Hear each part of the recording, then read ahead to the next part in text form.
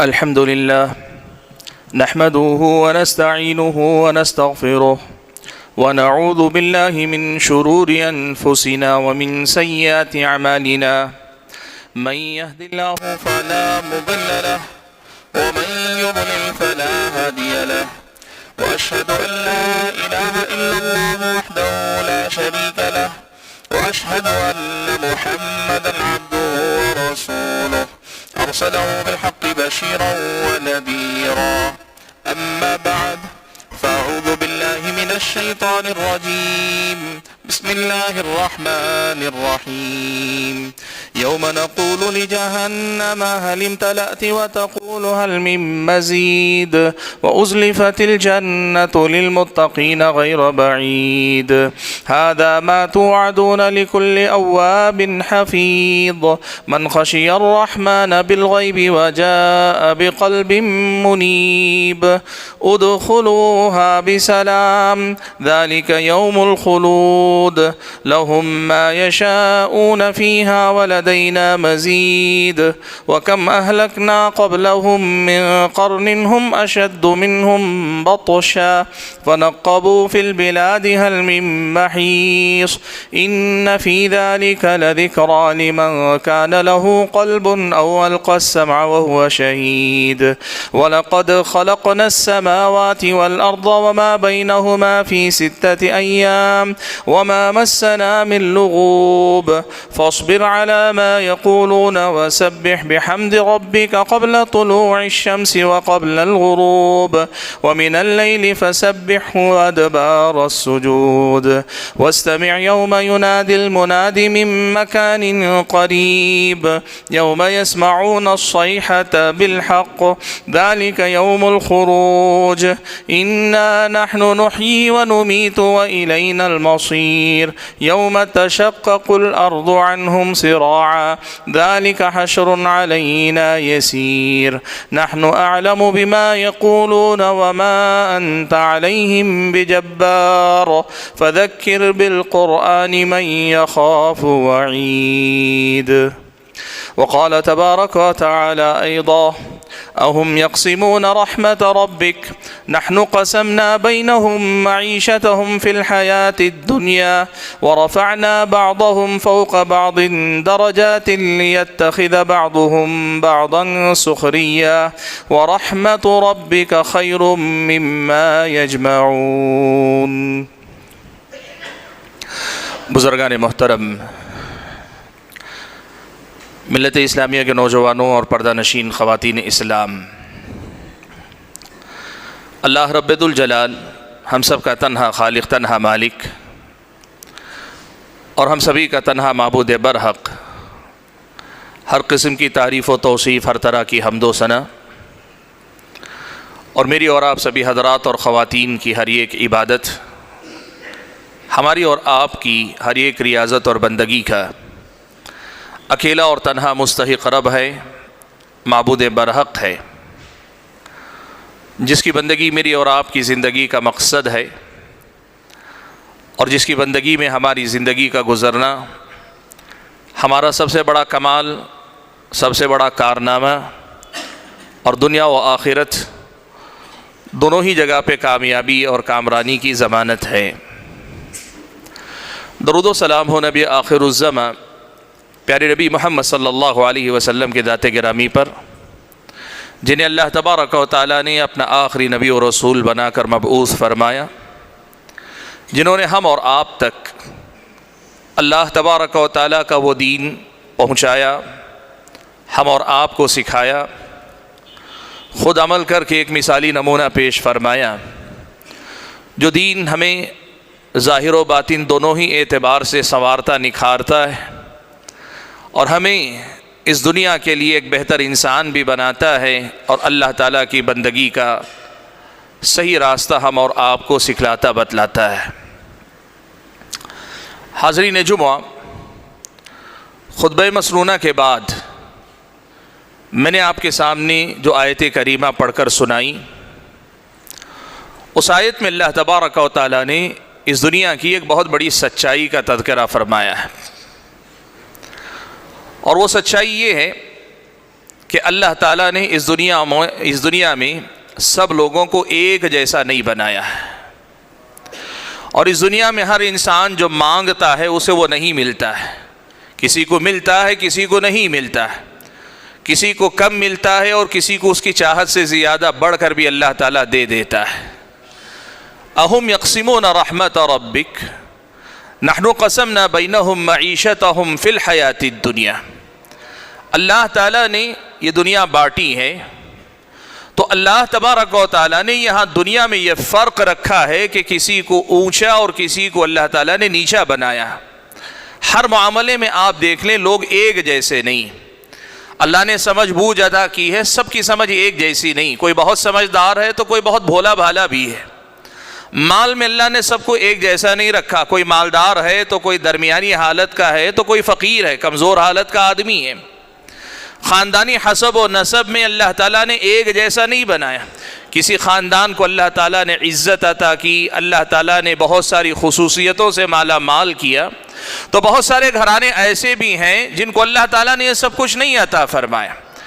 دنیا ہی کیا ہے، آپ دین کو بھی دیکھ لیں، اللہ تعالیٰ نے دین بھی اس دنیا کے اندر سب کو برابر نہیں عطا فرمایا۔ علم اللہ تعالیٰ نے سب کو ایک درجے کا نہیں عطا فرمایا، عمل کی توفیق اللہ تعالیٰ نے سب کو ایک درجے کی نصیب نہیں فرمائی۔ اس دنیاوی زندگی کے اندر کیا دین کیا دنیا، سب اللہ تبارک و تعالیٰ نے اپنے حساب سے بانٹی ہے، اللہ تعالیٰ نے اس میں اونچ نیچ رکھی ہے، اور ایسا کرنے کے پیچھے اللہ تبارک و تعالیٰ کی بہت ساری حکمتیں ہیں۔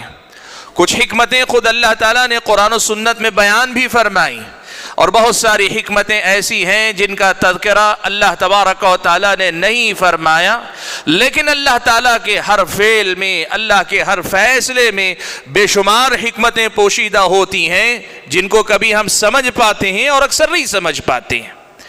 اسلامی شریعت ہم اور آپ کو یہ بتاتی ہے، خود اس آیت میں اللہ نے بیان فرمایا، یہ اونچ نیچ اللہ تعالیٰ نے کیوں رکھی، سب کو ایک جیسا اللہ تعالیٰ نے کیوں نہیں بنایا؟ تو کہا وَرَفَعْنَا بَعْضَهُمْ فَوْقَ بَعْضٍ دَرَجَاتٍ لِيَتَّخِذَ بَعْضُهُمْ بَعْضًا سُخْرِيًّا۔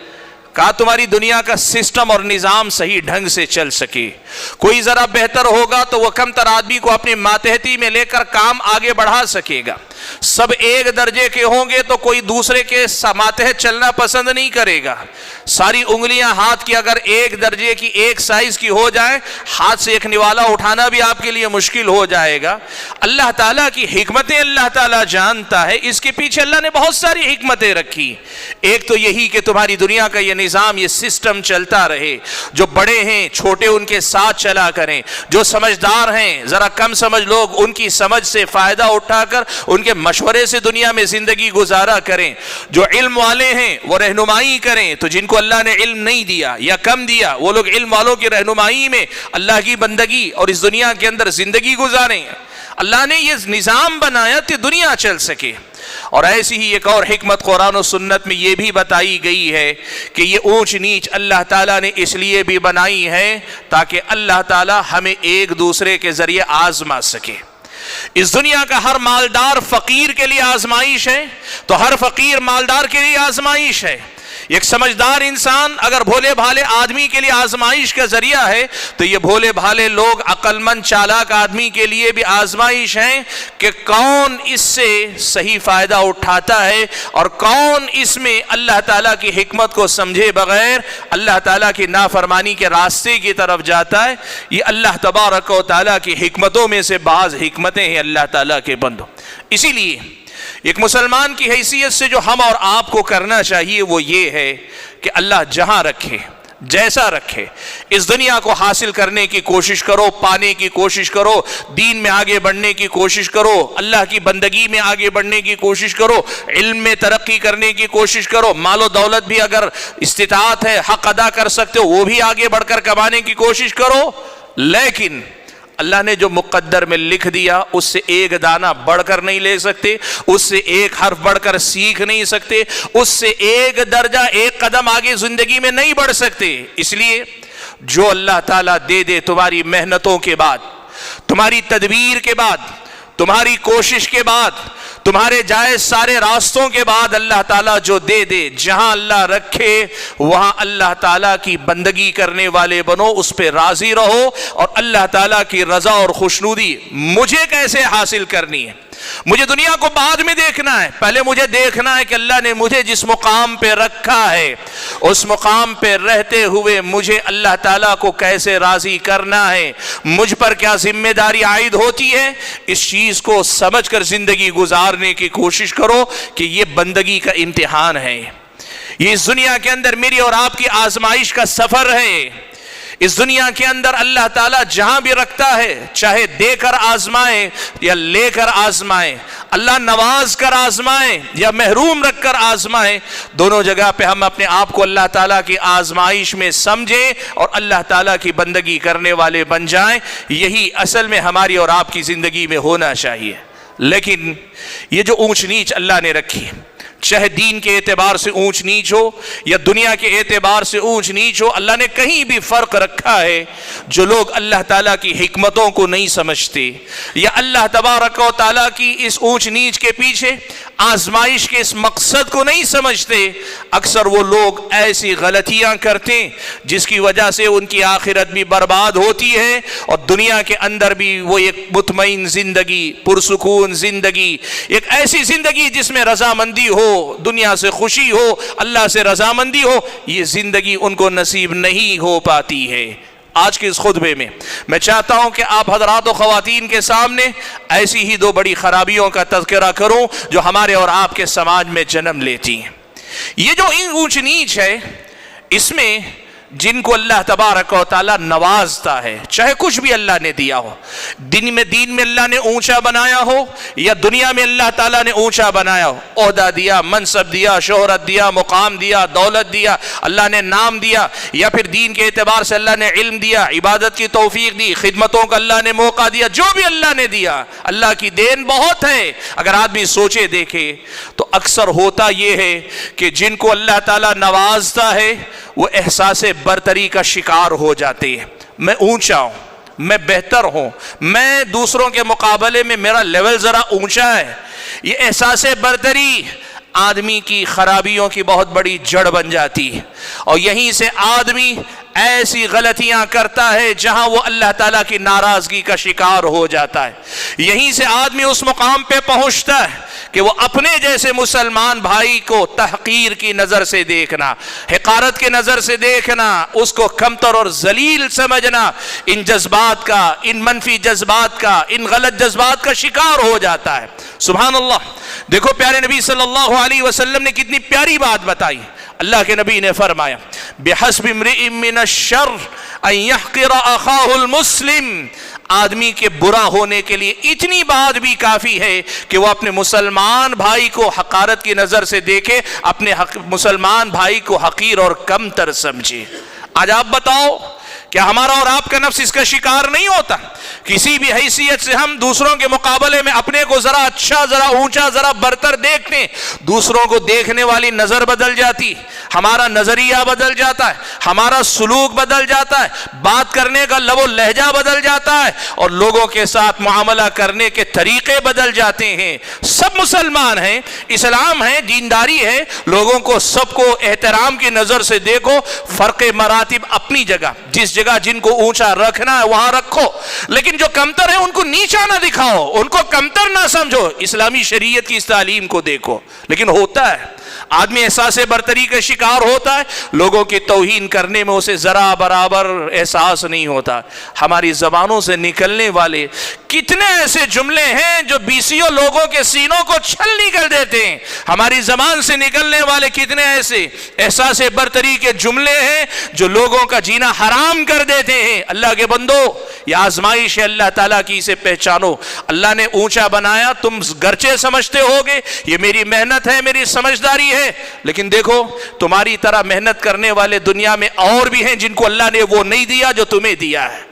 اس لیے کبھی یہ مت سمجھنا کہ انما اوتیتہ علی علم عندی، میرے علم، میری صلاحیت، میری قابلیت کے بل پہ مجھے ملا ہے، اس غلط فہمی کا کبھی شکار مت رہنا۔ وہ اللہ ہے جو تمہاری محنتوں کے بعد محنتوں کو نتیجے تک پہنچاتا ہے۔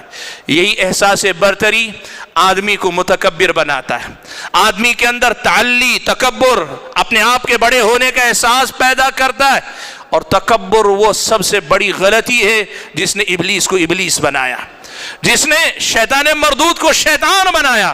اور آپ یاد رکھنا یہ تعلی اور تکبر ابتدا اس کی آپس میں احساس برتری سے ہوتی ہے۔ اللہ حفاظت فرمائے اگر یہ تکبر قابو میں نہ آیا تو کل اسی تکبر کی آڑ میں آدمی کفر کے دروازے پہ دستک دیتا۔ اللہ کے بندو، آدمی کفر کے درجے تک جا سکتا ہے۔ ایک مقام وہ بھی آتا ہے کہ آدمی کو محسوس ہونے لگتا ہے کوئی اور مجھے کیا بتائے گا، کوئی اور بولے تو میں سنوں کیوں، مانوں کیوں اس کی بات۔ میں اپنے آپ کی نظر میں اتنا بڑا ہو گیا ہوں کہ کوئی مجھے کچھ بولے نہیں، اور بولے گا تو بھی میں مانوں کیوں۔ اور اسی انداز میں آدمی جیتے جیتے اس مقام پہ پہنچتا ہے کہ اس تک قال اللہ قال الرسول کی بات بھی پہنچتی ہے، تو آدمی اسی احساس میں کہ میں کسی اور کی کیوں مانوں، اللہ اور اس کے رسول کی باتوں کو تک ٹھکرانے والا بن جاتا ہے۔ یہاں سے آدمی پر کفر کے دروازے کھلتے ہیں۔ اللہ تعالیٰ کے بندو، اس احساس برتری سے باہر نکلو، اس احساس برتری کے نقصان سے اپنے آپ کو بچاؤ۔ یہ بڑی خطرناک بیماری ہے۔ ابلیس اسی انا خیر من، میں اس سے بہتر ہوں، میں اس سے برتر ہوں، میرے اندر اونچا اٹھنے کی صلاحیت ہے، میں بڑا اونچا ہوں، اسی احساس نے ابلیس کو ابلیس بنایا ہے۔ یہ وہ خرابی ہے جو ہمارے اور آپ کے اندر اس اونچ نیچ کی حکمت کو نہ سمجھنے کے نتیجے میں پیدا ہوتی ہے۔ حاضرین گرامی قدر، اس احساس برتری کے مقابلے میں دوسری طرف احساس کمتری کا بھی اپنا ایک میدان ہے۔ جن کو اللہ نے کسی بھی اعتبار سے ذرا کم بنایا وہ آدمی احساس کمتری کا شکار ہو جاتا ہے، محروم ہے۔ کس سے محروم ہے؟ صحت نہیں ہے، ہمیشہ بیمار رہتا ہے، گھر میں سکون نہیں، ہمیشہ پریشان رہتا ہے، اولاد اللہ تعالیٰ نے نہیں دی، پریشان رہتا ہے، محنت کرتا ہے، کوئی کاروبار کامیابی سے ہمکنار نہیں ہوتا، آدمی کو محرومی کا احساس ہوتا ہے۔ آدمی دنیا کے اندر بہت کچھ پانے کی کوشش کرتا ہے لیکن کوئی چیز اس کے ہاتھ نہیں آتی، کسی مقام تک وہ پہنچ نہیں پاتا۔ آدمی دین پانا چاہتا ہے، دنیا پانا چاہتا ہے، لیکن یہ دنیا یہ دین اس کے قابو میں نہیں آ پاتے۔ یہاں جس طرح احساس برتری خرابیاں جنم دیتا ہے، ویسے یہ احساس کمتری بھی لوگوں کے اندر بہت ساری خرابیاں پیدا کرتا ہے۔ یہ خرابیاں بھی اپنے آپ میں بہت بڑی خرابیاں جو کسی انسان کے اندر احساس کمتری کے نتیجے میں پیدا ہوتی، بہت ساری خرابیاں، ان میں سے بطور مثال ایک دو ذکر کر دوں۔ سب سے بڑی جو خرابی سیاق میں پیدا ہوتی ہے، جس سے ابتدا ہوتی اصل میں، وہ ہے حسد اور جلن۔ دنیا میں محروم لوگ جو ہوتے ہیں وہ جب دیکھتے ہیں فقیر مالدار کو دیکھتا ہے، جلن پیدا ہوتی ہے۔ کمتر آدمی اپنے سے برتر کو دیکھتا ہے، جلتا ہے، حسد ہوتا ہے، اسے تکلیف ہوتی ہے، اسے ملا ہے مجھے کیوں نہیں ملا، اور اگر مجھے نہیں ملا ہے تو اسے کیوں ملا ہے، اگر مجھے نہیں ملا کسی کو نہیں ملنا چاہیے، میں اگر محروم ہوں تو ساری دنیا کو محروم ہونا چاہیے، اور اگر دوسروں کو میں محروم نہیں دیکھ پاتا ہوں، مجھ سے برتر مجھ سے بہتر دیکھتا ہوں، میری زندگی میں چین و سکون ختم ہو جاتا ہے، حسد پیدا ہوتا ہے، جلن آدمی کے سینے میں رہتی ہے، وہ کسی کی اچھائی نہیں دیکھ سکتا، کسی کا خیر نہیں دیکھ سکتا، کسی کی بھلائی کو محسوس نہیں کر پاتا۔ یہ انسان کے اندر پیدا ہونے والی بڑی خطرناک بیماری اللہ تعالیٰ کے بندو، حسد آدمی کے اندر پیدا ہو جائے، یہ انسان کی زندگی میں بہت بڑا خلا پیدا کرتا ہے۔ ایک ایسی بیماری جس سے آپ حسد کر رہے ہیں، اس کا نقصان ہو نہ ہو لیکن کم سے کم آپ کا نقصان سب سے پہلے کرتے۔ یہ احساس محرومی آدمی کے اندر حسد پیدا کرتا ہے، اور ایسے ہی دوسری آدمی کی طبیعت کے اندر ناشکری پیدا ہو جاتی ہے۔ دیکھو دنیا میں اللہ تعالیٰ نے انسانوں کو محروم بنایا ہے، تو اس محرومی کے احساس میں آدمی اللہ تعالیٰ کا ناشکرا بن جاتا ہے، اور اسی ناشکری میں اگلی بیماری شکوہ و شکایت پہ اتر آتا ہے۔ اسے ہمیشہ یہ شکایت رہتی ہے کہ اللہ نے مجھے یہ نہیں دیا، اللہ نے مجھے وہ نہیں دیا، اللہ نے مجھے ایسے نہیں کیا، اللہ نے مجھے ویسے نہیں کیا۔ زندگی ہمیشہ شکوہ و شکایت کا گہوارہ بن جاتی، اس کی زندگی میں شکایت کے علاوہ اور کچھ نہیں ہے۔ آپ نے بھی سنا ہوگا، اللہ معاف فرمائے ہمارے بھائیوں اور بہنوں کو اور ہم سب کو بھی، اکثر ہم نے اپنے کانوں سے سنا ہے لوگ یہ جملے کہتے ہیں کہ اللہ کو میرے علاوہ اور کوئی نہیں ملا تھا کہ یہ مصیبت اتار دیتا، کہ اللہ تعالیٰ کو میرا ہی گھر نظر آتا ہے کہ ایک کے بعد ایک مصیبتیں آ رہی ہیں، کیا اللہ کو میرے حال پہ ترس نہیں آتا؟ یہ شکوہ، یہ شکایت، یہ انسان کی زندگی کے اندر محرومی کے احساس کے بعد پیدا ہوتی ہیں، اور یہ وہ خرابیاں ہیں جو آدمی کے دین و ایمان تک کو برباد کرنے تک لے جا سکتی ہیں۔ اللہ کے بندو، اس احساس محرومی سے باہر نکلو۔ اللہ نے جہاں رکھا، جیسے رکھا ہے، یہ کہو اے اللہ تعالیٰ یہ تیری تقسیم ہے، اور اگر تیری تقسیم یہی ہے تو میں اس تقسیم پہ راضی ہوں، مجھے تجھ سے شکایت نہیں۔ ہاں، دنیا میں عافیت مانگو، دنیا میں سکون مانگو، دنیا میں اللہ تعالیٰ سے طلب کرو، مانگنا غلط نہیں، اچھا طلب کرنا، ترقی طلب کرنا، اس کے لیے کوشش کرنا، اپنی محرومی کو مٹانے کے لیے اللہ سے سبب اختیار کرتے ہوئے دعائیں کرنا، یہ غلط نہیں ہے۔ لیکن اگر نہ ملے تو احساس محرومی میں ڈوب کر حسد لوگوں سے کرنا، شکوہ اللہ سے کرنا، یہ وہ بیماریاں ہیں جو احساس محرومی کے نتیجے میں انسان کے اندر پیدا ہوتی ہیں۔ حاضرین گرامی قدر، ایسی صورت میں ہم اور آپ اپنے نفس کا علاج کیسے کریں؟ وجہ اس کی یہ ہے کہ سبحان اللہ، اس دنیا میں ایک بڑی عجیب بات یہ دیکھیں گے، کسی بھی میدان میں اللہ تعالیٰ نے دنیا میں برتری دی ہے تو کم لوگوں کو برتری دی ہے، زیادہ تر لوگوں کو اللہ تعالیٰ نے محروم رکھا ہے۔ مالدار دنیا میں کم ہیں، متوسط درجے کے یا فقیر زیادہ ہیں، علم والے کم ہیں، علم سے خالی محروم بہت زیادہ ہیں، عہدیدار ذمہ دار بہت کم ہیں، ماتحتین بہت زیادہ ہیں۔ تو زیادہ ضرورت اس بیماری کی طرف سے چوکنا رہنے کی ہے کہ میرا اور آپ کا احساس محرومی کہیں میرے اور آپ کے اندر وہ خرابیاں نہ پیدا کر دے جو میری اور آپ کے دین و ایمان کی بربادی کا سبب بن جائیں۔ ہم کیسے اس احساس محرومی کا مقابلہ کریں؟ ہم کیسے اس سے باہر آئیں؟ کچھ راستے جو اسلامی شریعت نے ہم اور آپ کو سکھائے بتلائے ہیں، میں آپ کے سامنے ذکر کر دیتا ہوں۔ ان باتوں کو یاد رکھیے گا، مشکل سے مشکل ترین حالات میں بھی اللہ کی بندگی کرنے کا سلیقہ انشاءاللہ آ جائے گا۔ کتنے ہی ہم محروم کیوں نہ ہو، لیکن اللہ تعالیٰ کی نافرمانی، ناشکری تک انشاءاللہ نہیں جائیں گے، اور لوگوں کے متعلق کبھی کسی قسم کے حسد کا شکار نہیں ہوں گے اگر کتاب و سنت کی بتائی ہوئی ان تعلیمات کا ہم اور آپ خیال رکھیں۔ بھائیو، اس سلسلے میں جو سب سے پہلی ہدایت جو ہم اور آپ کو ملتی ہے وہ یہ، دیکھو اس دنیا پہ اگر نظر ڈالو نا تو تمہیں ایک بات کا پتہ چلے گا کہ اس دنیا میں ہر انسان محروم ہے۔ اس دنیا کا ہر انسان محروم ہے، صرف آپ نہیں، صرف میں نہیں، اس دنیا کا ہر انسان محروم ہے۔ ہاں، فرق یہ ہے کہ میں مال سے محروم ہے، کوئی صحت سے محروم ہے، کوئی علم سے محروم ہے، کوئی شہرت اور ناموری سے محروم ہے، کوئی عہدے اور منصب سے محروم ہے، اور کوئی اپنی زندگی میں اولاد سے محروم ہے، کوئی زندگی کے سکون و اطمینان سے محروم ہے۔ زندگی میں محرومیوں کی فہرست بڑی طویل ہے، یہ بات یاد رکھ لینا۔ اس دنیا کو اللہ تعالیٰ نے ایسے بنایا، یہاں کا ہر انسان بہرحال محروم ہے، ہر انسان محروم ہے۔ میں کسی باب میں محروم ہوں تو وہ کسی اور مسئلے میں محروم ہے، اور یہ بات انسان کی طبیعت میں ہے۔ جب انسان یہ دیکھتا ہے کہ سب کے اندر کچھ نہ کچھ کمی ہے تو پھر آدمی نہ اللہ کے ساتھ شکایت کرتا ہے، نہ لوگوں کے ساتھ حسد کرتا ہے۔ اسے سمجھ میں آ جاتا ہے، وہ جو کسی نے کہا نا کہ یہاں کبھی کسی کو مکمل جہاں نہیں ملتا، کہیں زمین تو کہیں آسمان نہیں ملتا، اس دنیا کی سب سے بڑی سچائیوں میں سے ایک سچائی اللہ کے بندوں، ہر انسان محروم ہے۔ آپ یہ سمجھیے، وقت کا بادشاہ ہو، وقت کا حکمران ہو، جس کے ایک اشارے پہ 10 خادم حاضر ہو جاتے ہوں، سینکڑوں کام منٹوں میں نمٹ جاتے ہوں، ایسا با اختیار حکمران بھی اس دنیا کے اندر محروم ہے۔ اور اس کی محرومی اگر آپ دیکھنا چاہو، آپ کو ایک مثال کے ذریعے بتا دوں۔ آپ ایک عام انسان ہیں، جب چاہے اپنے گھر سے نکلتے ہیں، بازار میں جاتے ہیں، کہیں بھی گھومنے نکل جاتے ہیں۔ جو صاحب اقتدار ہے، جو صاحب اختیار ہے، جو بادشاہت پہ بیٹھا، حکومت پہ بیٹھا ہے، وہ نکلنا چاہے تو وہ آزادی سے محروم ہے، وہ اپنی مرضی سے باہر نہیں نکل سکتا۔ اس کو نکلنے سے پہلے آگے دیکھنا پڑتا ہے، کہیں کوئی خطرہ تو نہیں، کوئی دشمن تو نہیں، کہیں کوئی میرا نقصان پہنچانے والا تو نہیں۔ وہ بغیر معاونین، محافظین کے وہ باہر نہیں نکل سکتا۔ ہوگا اپنی جگہ پہ بادشاہ جو بظاہر لگتا ہے کہ با اختیار ہے، لیکن وہ خود اپنی अपनी आजादी का मालिक नहीं होता। इस दुनिया की सच्चाई है, अगर आप देखकर समझना चाहो अल्लाह के बंदो, हर इंसान महरूम है। इस हकीकत को याद रखो तो फिर हमेशा आपको आपकी इस महरूमी का एहसास नुकसान तो नहीं पहुंचाएगा इंशाअल्लाह। दूसरी बात जिसका हम और आपको ख्याल रखना चाहिए वो ये, प्यारे नबी सल्लल्लाहु अलैहि वसल्लम ने हम और आपको हिदायत दी। सही मुस्लिम की रिवायत, अल्लाह के नबी ने फरमाया, उन्दुरू इला मन हुवा अस्फल मिनकुम वला तंदुरू इला मन हुवा फौककुम फइन्नहु अजदरु अल्ला तज़दरु निअमतल्लाहि अलैकुम। अल्लाह के नबी ने फरमाया कि दुनिया वालों, हमेशा अपने से कमतर को देखा करो, अपने से कमतर को देखा करो। क्यों?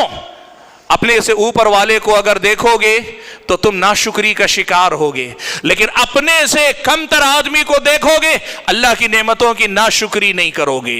शेख सादी फारसी जबान के एक शायर गुजरे, इन्होंने अपनी जिंदगी के एक वाकया खुद लिखा। कहते हैं, एक मर्तबा रास्ते में चला जा रहा था, पैर में चप्पल नहीं थी, बगैर चप्पल के चला जा रहा हूं, पैदल चल रहा हूं, पैर में चप्पल नहीं।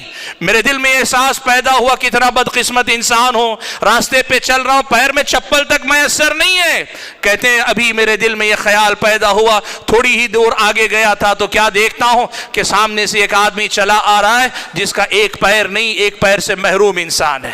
कहते हैं, जैसे ही मेरी नजर उस पर पड़ी ना, मेरे दिल में ख्याल आया कि रब्बुल आलमीन तेरा शुक्र है कि पैर में चप्पल नहीं तो क्या हुआ, कम से कम दो पैर तो सही सालिम तूने दिए। अल्लाह के बंदो, इस दुनिया को देखने का नजरिया बदलो, अपनी नजर बदलो। अपने से कमतर लोगों को देखोगे कभी नाशुक्री नहीं करोगे, हमेशा एहसास महरूमी से बाहर निकल आओगे। अपने से कमतर आदमी को देखा करो, ये इस्लामी शरीयत की बड़ी प्यारी और बड़ी अहम तालीम है। और तीसरी अहम बात जो आज आपके सामने जिक्र करना चाहूंगा, एहसास महरूमी का मुकाबला करने के लिए देखो अल्लाह के बंदो, जब कभी दुनिया या जिंदगी या आपके हालात आपको याद दिलाएं कि तुम्हें ये नहीं मिला, तुम्हें वो नहीं मिला, तो आप अपनी तरबियत ऐसी करो, जब दुनिया कहेगी तुम्हें ये नहीं मिला तो मैं अपने आप से कहूंगा ठीक है कोई बात नहीं, लेकिन अल्लाह ने मुझे ये और ये दिया है। यानी अल्लाह की नेमतों को देखा करो। जब महरूमी का एहसास पैदा हो तो फिर अपने अंदर नेमतों का एहसास पैदा करो कि अल्लाह ताला ने कितनी नेमतें तुम्हें अता की। इसलिए कि जिस तरह अल्लाह ने नेमतें पूरी किसी को नहीं दी, वैसे ही अल्लाह ताला ने महरूम भी किया। तो हर किस्म की महरूमी अल्लाह ने किसी की जिंदगी में नहीं लिखी। सुभान अल्लाह। ताबीई यूनुस इब्न उबैद एक ताबीई है, इनके पास एक आदमी आया, आकर शिकायत करने लगा, जिंदगी बड़ी तंगदस्ती में गुजर रही है, बड़ी परेशानी है, मसाइल हैं। यूनुस इब्न उबैद रहमतुल्लाहि अलैहि ने देखा कि शिकायत करने वाले की शिकायत बजा है, शिकायत करने वाले की शिकायत बजा है, वाकई वो आदमी परेशान हाल है और उसे पैसे की ज़रूरत है। लेकिन उन्होंने एक चीज़ ये भी देखी कि इसे अपनी महरूमी का एहसास कुछ ज़रूरत से ज़्यादा, ये शिकायत ज़रूरत से ज़्यादा भी कर रहा है, अब इसकी तरबियत भी होनी चाहिए। यूनुस इब्न उबैद रहमतुल्लाहि अलैहि ने कहा, देखो तुम्हारी परेशानी का एक हल मैं दे सकता हूँ। और वो हल क्या है? कहा हल ये है कि काम करो, तुम अपनी एक आंख मुझे दे दो, मैं तुम्हें 1 लाख दिरहम दे दूंगा। 1 लाख दिरहम से तो तुम्हारे सारे मसाइल हल हो जाएंगे। अपनी एक आंख मुझे दे देना, उसके बदले में 1 लाख दिरहम दे दूंगा।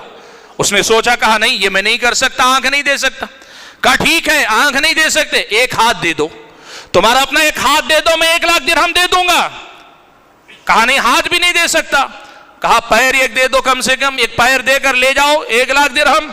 कहा यह भी नहीं हो सकता। यूनुस इब्न उबैद रहमतुल्लाहि अलैहि ने, अल्लाह ने जो नेमतें उसको दी हैं उसके ज़ाहिरी नेमतों का एक एक बात दीगर तज़किरा किया, 1-1 लाख का बदला वो तैयार नहीं हुआ। यूनुस इब्न उबैद ने जो बात कही, अल्लाह के बंदो ये मेरी और आपकी तरबियत के लिए बड़ी अहम बात है। उन्होंने कहा, अल्लाह के बंदे लाखों की नेमतों में जी रहे हो, फिर भी नेमतों से ज़्यादा अपनी महरूमियों का हिसाब रखते हो। अल्लाह की नेमतों में जी रहे हो, लेकिन तुम्हें अल्लाह की नेमतों का एहसास नहीं, अपनी महरूमियों का तुम्हें एहसास है। अल्लाह के बंदो, हम वही बंदे हैं जिनको अपनी नेमतों का एहसास नहीं, महरूमियों का हम और आपको एहसास है। इसीलिए जब कभी जिंदगी में ये एहसास हो कि अल्लाह ने मुझे फलां हैसियत से महरूम रखा, कमतर बनाया, अल्लाह ने फलां चीज नहीं दी, फलां चीज नहीं दी, तो अपने आप को याद दिलाना कोई बात नहीं, अल्लाह ने बहुत कुछ वो भी दिया है जो अल्लाह ताला की बड़ी नेमतें हैं। अल्लाह के बंदो, ये तीसरी बड़ी اہم تعلیم ہے جس کا ہم اور آپ کو خیال رکھنا چاہیے۔ چوتھی بات جس کو ہم اور آپ کو یاد رکھنا چاہیے وہ یہ کہ یاد رکھو اللہ کے بندو، اس دنیا کے اندر اللہ تعالیٰ نے اس دنیا کو فانی بنایا۔ اس دنیا میں جو بھی ملے گا چند دنوں بعد چھین لیا جائے گا۔ ساری دنیا بھی آپ کے قدموں میں آ جائے، ایک وقت آئے گا کہ یہ ساری دنیا آپ سے چھین لی جائے گی، آپ کے پاس کچھ نہیں بچے گا، سب کچھ چھین لیا جائے گا، آپ کے پاس کچھ نہیں رہے گا۔ اور جب دنیا فانی ہے تو اس کے ساتھ ایک دوسری حقیقت یہ بھی جوڑ لو، یہاں کی ہر نعمت کو، یہاں کی ہر نوازش کو اللہ نے ادھوری بنایا، نامکمل بنایا، مقدر اللہ نے بنایا، اس کے ہر مزے کو اللہ نے ادھورا بنایا ہے۔ اس لیے اس دنیا کے چھوٹنے پہ افسوس نہ کرو، لیکن اس دنیا کے چھوٹنے پہ شکایت کر کے وہ جنت نہ گواؤ جہاں ہر نعمت کامل نعمت ہوگی۔ اللہ کے بندو، اس دنیا کے اندر اللہ نے محروم رکھا ہے، تو اس احساس محرومی میں اس قدر نہ ڈوب جاؤ کہ ان ادھوری نعمتوں کی شکایت کرتے کرتے ان مکمل نعمتوں کو گوانے والے بن جاؤ۔ ایسی غلطی ہرگز مت کرنا کہ یہ نادانی کا سودا ہے، ناسمجھی کا سودا ہے۔ اللہ تعالیٰ کے بندو، اپنے آپ کی تربیت کرو۔ حاضرین گرامی قدر، اگلی تعلیم جو اسلامی شریعت کی تعلیمات کی روشنی میں آپ کے سامنے رکھنا چاہوں گا، اور یہ بڑی اہم بات، حضرت علی ابن ابی طالب رضی اللہ تعالیٰ عنہ کی طرف منسوب ایک قول ہے، وہ انہوں نے نیکی اور گناہ کے سیاق میں کہا ہے، لیکن میں اسی سے جڑ کر ایک بات آپ کے سامنے کہنا چاہتا ہوں۔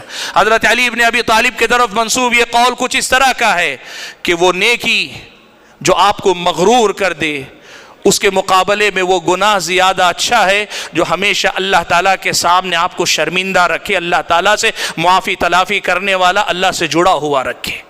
جو گناہ آپ کو اللہ سے جوڑ کر رکھے، آپ معافی مانگتے رہیں، شرمندہ رہیں، وہ اچھا ہے اس نیکی کے مقابلے میں جو نیکی آپ کو مغرور کر دے، جس نیکی کے کرنے کے بعد آپ کو اپنے نیک ہونے کا اتنا احساس ہو جائے کہ آپ غرور پہ اتر آئیں، مغرور ہو جائیں۔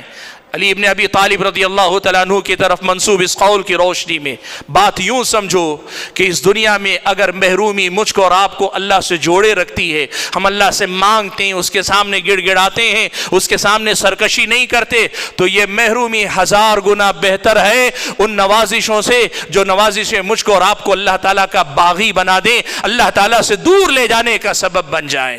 اللہ کے بندو، بسا اوقات آدمی محرومیوں پہ صبر کر لیتا ہے، لیکن جب اللہ تعالیٰ نواز دیتا ہے نا تو پھر آدمی اللہ تبارک و تعالیٰ کو بھول جاتا ہے۔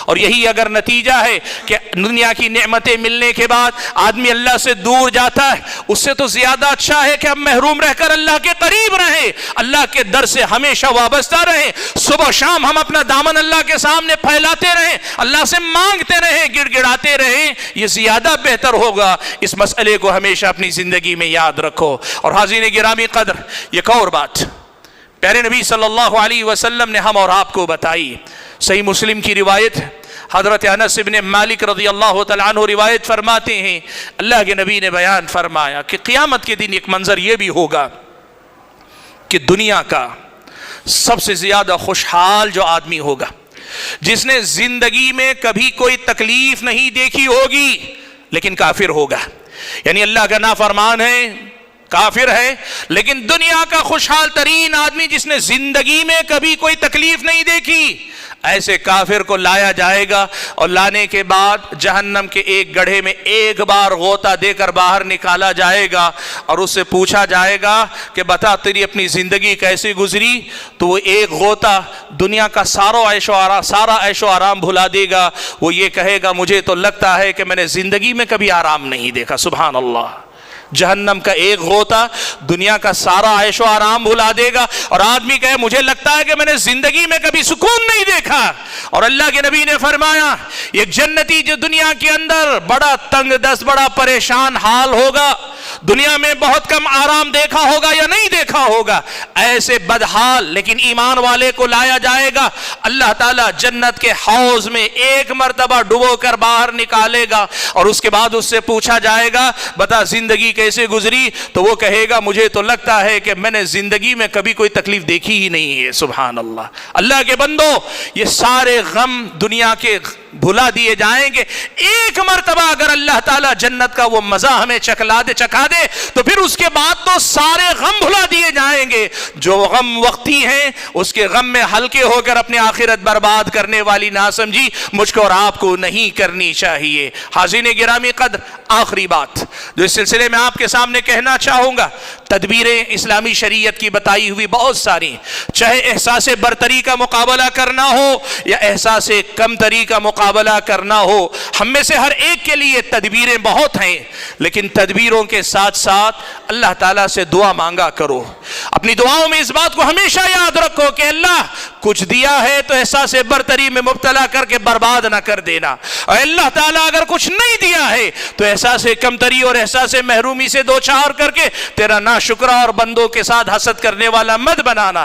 تو جہاں رکھ، جیسا رکھ، ہمیں خوش رکھ، راضی رکھ، تیرا بندہ بنا کے رکھ، تیری بندگی کرنے والا بنا کے رکھ، اس دنیا کی آزمائش میں ثابت قدم رکھ۔ اپنی زندگی میں اللہ تبارک و تعالیٰ سے اس دعا کو ہمیشہ کیا کریں کہ اے اللہ تعالیٰ جو تو نے دیا ہے اس سے مجھے راضی رکھ اور مجھے ہر جگہ تیری بندگی کرنے والا بنا لے۔ یہ دعا ہمیشہ کیا کریں۔ حاضرین گرامی قدر، میں نے جیسے ابتدائی میں بات کہی، اللہ تعالیٰ نے اس دنیا میں نہ دین سب کو ایک درجے کا دیا، نہ علم ایک درجے کا دیا، نہ عبادت ایک درجے کی دی، نہ اللہ نے دنیا اس دنیا میں ایک درجے کی دی۔ اللہ نے سب کو دیا بھی ہے، سب کو محروم بھی رکھا ہے۔ لہٰذا نہ احساس برتری کی طرف جاؤ، نہ احساس کمتری کی طرف جاؤ، دونوں سے بچا کر اللہ تبارک و تعالیٰ کی بندگی کرنے والے بنو۔ یہی پیغام آج کی اس خطبہ جمعہ میں آپ حضرات و خواتین کو دیتے ہوئے میں اپنی بات ختم کرتا ہوں۔ اللہ تبارک و تعالیٰ سے دعا ہے کہ اللہ تعالیٰ مجھے اور آپ سبھی حضرات اور خواتین کو جو باتیں کہیں سنی گئیں، کہنے اور سننے سے زیادہ ان باتوں کو سمجھ کر اپنی زندگی میں عمل پیرا ہونے کی توفیق عطا فرمائے۔ اللہ تعالیٰ احساس برتری کے فتنوں سے بھی بچا لے، احساس کمتری محرومی کے احساس کے بھی فتنوں سے اللہ مجھ کو اور آپ کو بچا لے۔ اللہ تعالیٰ ہر حال میں اس کی بندگی کرنے والا اور ہر حال میں اس سے خوش اور راضی رہنے والا مجھ کو اور آپ کو بنائے۔ اللہ تعالیٰ دنیا بھی اچھی عطا فرمائے، آخرت بھی اللہ تعالیٰ اچھی عطا فرمائے۔ ربنا آتینا فی الدنیا حسنہ وفی الآخرۃ حسنہ وقنا عذاب النار۔ اللہ تعالیٰ ہم اور آپ کو دنیا کے اندر ہر قسم کے شر و فتن سے بچا کے رکھے۔ اللہ تعالیٰ ہم اور آپ کو کہنے اور سننے سے زیادہ عمل کرنے کی توفیق عطا فرمائے۔ آمین۔ وآخر دعوانا ان الحمد للہ رب العالمین۔